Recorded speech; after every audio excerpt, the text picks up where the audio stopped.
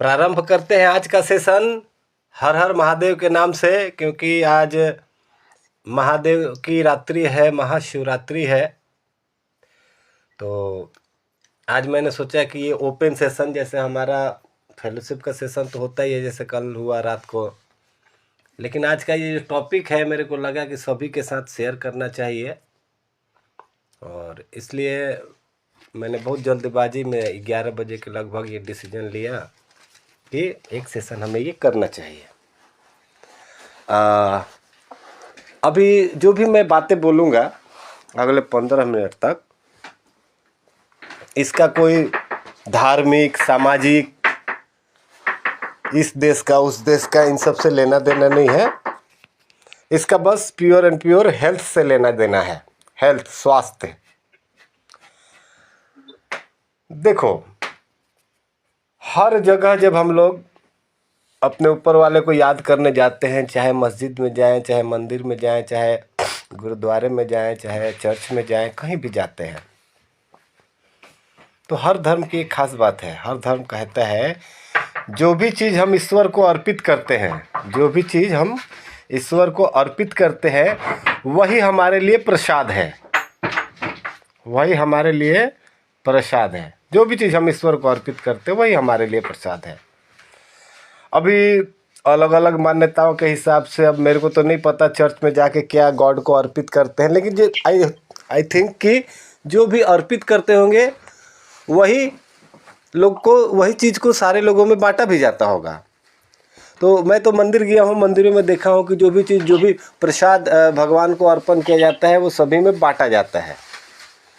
तो आज का जो दिन है, आज है महाशिवरात्रि।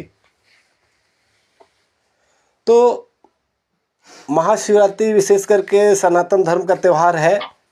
महादेव भोलेनाथ भगवान शिव की याद में मनाया जाता है। और आज के दिन जैसे उपवास रह के सुबह से ही, और फिर स्नान वगैरह करके, नए वस्त्र धारण करके और भगवान शिव की आराधना करने के लिए मंदिरों में जाते हैं, या बहुत सारे लोग घर पे ही स्थापित करते हैं। और महादेव को जो चीज़ें अर्पित की जाती है, अर्पित तो ऐसे बहुत सारी चीज़ें हैं, सैकड़ों चीज़ें हैं जो अर्पित की जाती है, लेकिन उसमें जो है एक बेलपत्र सबसे मेन चीज़ होता है। सबसे मेन चीज़ होता है बेलपत्र। अगर आप आज के दिन शाम को किसी शिव मंदिर में जाएंगे, तो चाहे कितना भी छोटा शिव मंदिर हो, कम से कम वहाँ 20-25 किलो बेलपत्र और फूल वगैरह ऐसे इकट्ठे हो गए होंगे, जिनको, जो वहाँ पे काम करने वाले हैं या पुजारी लोग हैं या जो भी वहाँ के एडमिनिस्ट्रेटर है, उसको अगले दिन उसको डिस्पोज करने का, कंपोज करने का काम करेंगे, जहाँ भी गाड़ी आएगी लेके जाएगी। लेकिन दुख की बात यह है कि वो सारा चीज़ कचड़े में चला जाता है अगले दिन। तो जब हम लोग कभी भी मंदिर में जा रहे हैं, बेलपत्र, नो डाउट बेलपत्र ले जाना है, ये महादेव की फेवरेट चीज़ है, लेकिन वो महादेव अपने लिए नहीं मंगवाते हैं, वो हमारे लिए मंगवाते हैं कि लेकर के आओ, मुझे टच कराओ, चेक करा दो सही है कि नहीं है, और उसके बाद उसको प्रसाद समझ के अपने साथ ले जाओ। ये एक ऐसा बेलपत्र, ऐसा चीज़ है जो किसी भी तरह के न्यूरोलॉजिकल डिसऑर्डर मतलब डिप्रेशन हो गया, दिमाग से जुड़ा हुआ है ना, स्ट्रेस हो गया, दिमाग से जुड़ा हुआ है, इंसोम्निया हो गया, दिमाग से जुड़ा हुआ है, पैरालिसिस हो गया, दिमाग से जुड़ा हुआ है, दिमाग से, नर्व से जुड़ा हुआ जितना भी, पार्किंसन, न्यूरोलॉजिकल प्रॉब्लम हो गया। तो ऐसे जितने भी न्यूरोलॉजिकल प्रॉब्लम है उनमें काम करता है। कार्डियोवास्कुलर मतलब हार्ट, दिल, और जो उसकी ब्लड वेसल्स है, आर्टरी और वेन। अच्छा, एक चीज़ बता रहा हूँ, आप चाहे हिंदी, चाहे उर्दू, चाहे इंग्लिश, कहीं भी आप ढूंढोगे तो जो हार्ट हमारा होता है, हृदय, इसके लिए हम लोग नॉर्मली दिल कहते हैं, लेकिन दिल जो शब्द है वो किसी भाषा का हिस्सा नहीं है। तो हम लोग जब मेडिकली बात करते हैं तो ये चीज़ का हम लोग कई बार ध्यान रखना चाहिए, धीरे धीरे ही आदत बनती है। हृदय शब्द का इस्तेमाल करें या हार्ट शब्द का इस्तेमाल करें, तो हार्ट और ब्लड वेसल्स से जुड़े हुए जितने भी फंक्शंस है उनको ठीक करता है। उसके बाद डाइजेशन रिलेटेड बहुत सारा प्रॉब्लम्स है, बच्चों के पेट में कीड़े हो जाना।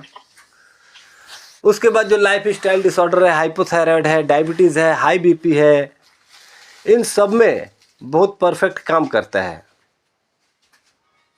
तो अब सोच के देखिए, हम लोग इतना सारा बेल पत्र ले जाके महादेव को चढ़ाते हैं, उनको कोलेस्ट्रॉल थोड़े बढ़ा हुआ है, उनका बीपी थोड़े बढ़ा हुआ है, उनको शुगर थोड़े है, ये सारी चीज़ें तो हमें है, तो वो हमारे लिए मंगवाते हैं। उसको हम लोग 2-3 तरह से यूज कर सकते हैं। सबसे पहला जो मैंने बताया, किसी भी तरह का न्यूरोमस्कुलर, ब्रेन से जुड़ा हुआ दिक्कत है, या हार्ट से जुड़ा हुआ दिक्कत है, या लाइफ स्टाइल डिसऑर्डर है, डायबिटीज़ है, हाइपोथायराइड है, हाई बीपी है, ये सब लाइफ स्टाइल डिसऑर्डर है। तो इसमें कैसे लेना है बेल पत्र को? अगर पाउडर है, पाउडर रूप में है, तो उसको आधा चम्मच रात को पानी में भिगो देना है, सुबह तक फूल के वो 1 चम्मच हो जाएगा। अब वो जो पानी है उसी के साथ उसको बॉईल करना है, और वो 1 गिलास पानी जब आधा गिलास हो जाए तो छान करके वो पानी को पी लेना है।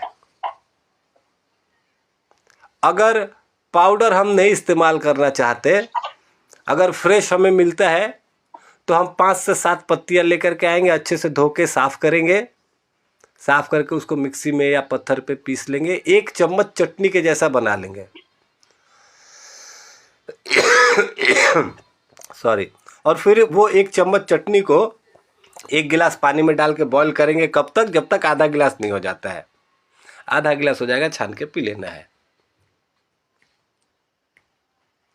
ये अगर कोई 7 दिन रेगुलर करता है तो उसको इफेक्ट 7 दिन में ही दिख जाएगा।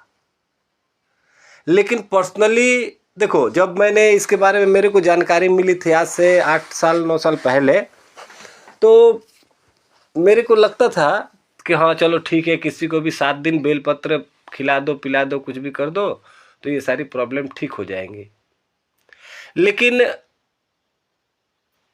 मैंने वहाँ से आने के बाद जब मैंने खुद प्रैक्टिस करना इस विषय पे चालू किया, तो मुझे लगा कि अभी एक्चुअली लाइफ स्टाइल हमारा इतना डावाडोल हो चुका है, हमारा जो बॉडी स्टेमिना है वो इतना डाउन हो चुका है कि अगर 7 दिन, बेलपत्र का जो पावर है बहुत स्ट्रांग होता है, तो 7 दिन लगातार लेना मेरे को नहीं लगता है कि सही है। तो हफ्ते में 1 दिन, मैं तो ये कहूँगा हफ्ते में 1 दिन इसको लेंगे तो बहुत अच्छा रहेगा। ये सारे ऐसे प्रॉब्लम्स में काम में आता है। ठीक है। दूसरा इसका यूज बता रहा हूं। दूसरा यूज है मुंह से जुड़ा हुआ जो भी दिक्कत है। मान लो मुंह के अंदर पायरिया है, मुंह से बदबू आती है, ब्लड आता है, पस आता है, मुंह में छाले हो जाते हैं, तो सिंपली करना क्या है, 3 बेल पत्ते तोड़ करके अच्छे से धो करके और उसको चबाते चबाते चबाते चबाते उसको 5 मिनट मुंह में रखना है, चबाते रहना है। 5 मिनट में मुंह पूरा भर जाएगा सलाइवा से।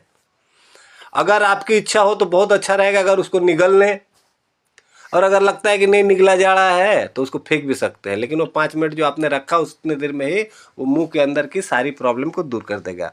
तो ये दूसरा मेथड हो गया, डायरेक्ट चबा के ही ले लेना, कोई पीसने उसने का और भिगोने का झंझट नहीं। ठीक है। अच्छा, तीसरा मेथड होता है पेट से जुड़ा हुआ कोई प्रॉब्लम है, जैसे बच्चों के पेट में कीड़े हो गए हैं या गैस बहुत बनते रहती है, तो उसमें डायरेक्ट क्या कर सकते हैं कि बेल के पत्ते को पीस करके रस निकाल सकते हैं, और उस रस को, अब जैसे पहले वाले मेथड में क्या था, गर्म करना था, 1 गिलास से आधा गिलास होगा, वो काढ़ा बन रहा था। और ये काढ़ा नहीं बनाना है, बिल्कुल जूसी पिलाना है। या तो पत्ते को पीस करके 1 चम्मच उसका रस पिला दो, या फिर रात को भिगो के रख दो, सुबह में उसको पीस करके उसका रस निकाल करके 1 चम्मच वो रस पिला दो, जैसे भी करके। तो ये बेलपत्र से जुड़ी हुई कुछ चीज़ें थी जो आज के विशेष दिन पर मैंने सोचा कि मेरे को शेयर करना चाहिए।